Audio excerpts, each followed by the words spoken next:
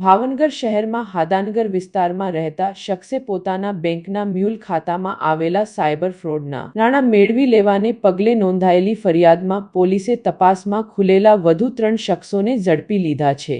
બોરતળાવ પોલીસે સાયબર ફ્રોડના ગુનાની તપાસમાં આર્યન ઉર્ફે લખન શોભરાજભાઈ જોશેતા, રાહુલ ગોવિંદભાઈ ગોહેલ અને હર્ષદસિંહ અનકુભા સરવૈયા નામના વધુ 3 શખ્સોને ઝડપીને આગળની કાર્યવાહી હાથ કરી છે।